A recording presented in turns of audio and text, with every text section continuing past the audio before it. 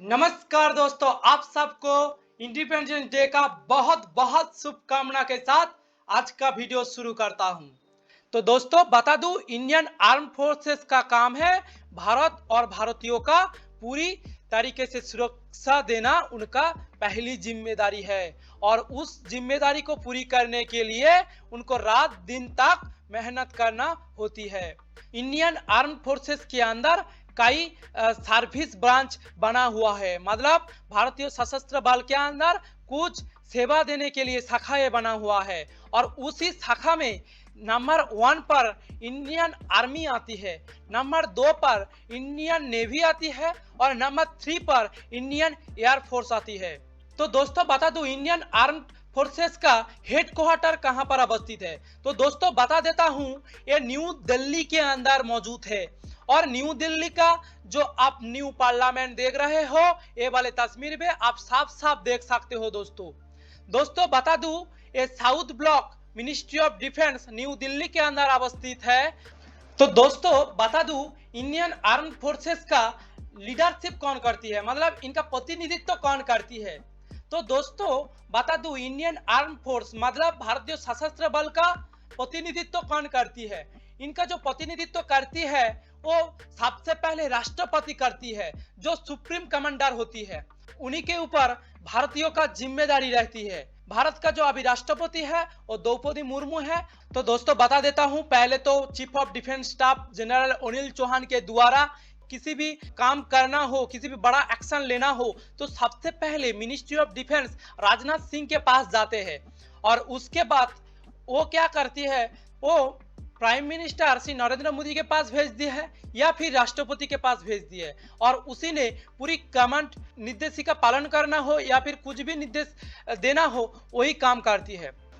तो दोस्तों बता देता हूं, इंडियन आर्म फोर्स ज्वाइन करने के लिए आपका उम्र क्या होना चाहिए। तो दोस्तों बता देते हूं, भारतीय सशस्त्र बल के अंदर आपको नियुक्त होना है तो आपका उम्र 18 साल होना बहुत ज्यादा जरूरी है। भारतीय सशस्त्र बल के पास अभी एक्टिव स्थिति के अंदर, मतलब सक्रिय स्थिति के अंदर कितनी आर्मी मौजूद है और वो भी कितनी रैंक के अंदर मौजूद है।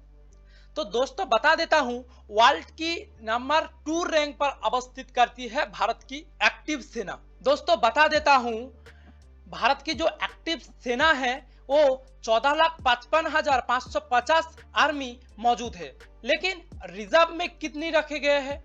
भारत के द्वारा अभी तक 11,55,000 आर्मी को रिजर्व में रखा है। तो दोस्तों ये तो था कितनी एक्टिव स्थिति के अंदर आर्मी मौजूद है और कितनी रिजर्व में मौजूद है। लेकिन इनकी बजट कितनी है, मतलब डिफेंस सेक्टर का जो पूरा जो डिफेंस सेक्टर है, आप Indian navy, Indian army, Indian air force को और इंडियन कोस्ट गार्ड जो भी है सबको मिलाकर इनका बजट अभी तक कितनी बने हैं। तो दोस्तों बता देता हूं, इनका जो बजट है 5.94 ट्रिलियन डॉलर है।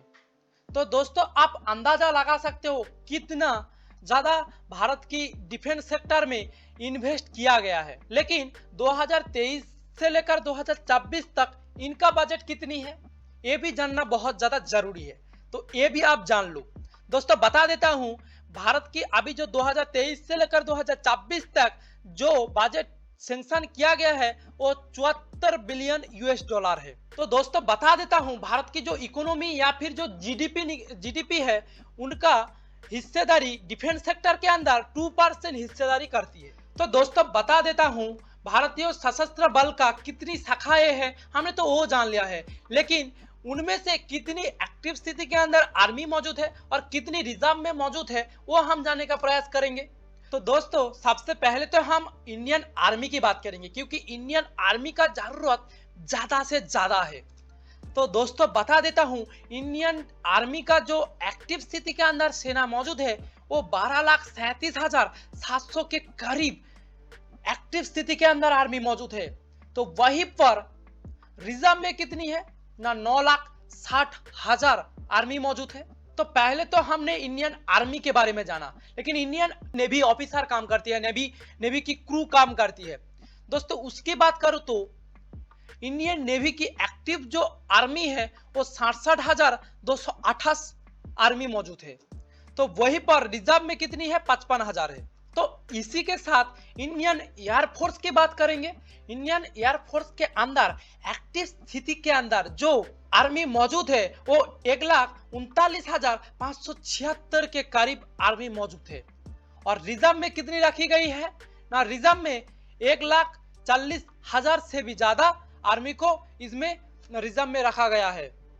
दोस्तों ये तो था Indian army, Indian navy, Indian air force की बात था, लेकिन इंडियन कोस्ट गार्ड का भी बहुत बड़ा योगदान है।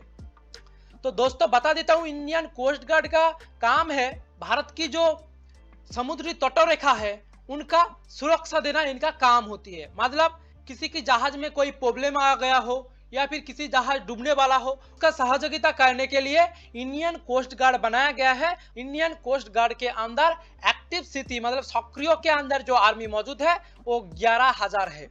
इंडियन रोड्स ऑर्गेनाइजेशन की बात करते हैं तो इंडियन रोड ऑर्गेनाइजेशन में एक्टिव स्थिति के अंदर 33,230 आर्मी मौजूद है और उसका काम है किसी भी रोड का सुरक्षा देना।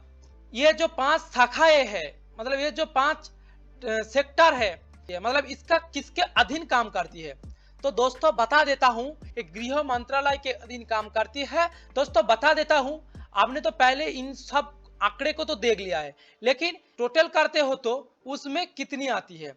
तो भारत की जो एक्टिव स्थिति के अंदर मौजूद है वो 14,88,151 आर्मी है। तो वहीं पर रिजर्व के अंदर 11,55,000 आर्मी रिजर्व में रखे गए हैं। तो ये था वीडियो, और आपको बता देता हूं दोस्तों, इंडिया की जो आर्म फोर्सेस काम करती है वो किसके अधीन काम करती है और वो क्यों किसके लिए काम करती है और उसका जिम्मेदारी कौन रखती है और उसके लिए आपका उम्र कितना होना चाहिए, सब कुछ इस वीडियो में हम पूरी बताने का प्रयास किए हैं। और वीडियो पसंद आए तो प्लीज वीडियो को लाइक कर देना और चैनल पर नया है तो प्लीज चैनल को सब्सक्राइब कर देना। जय हिंद, जय भारत।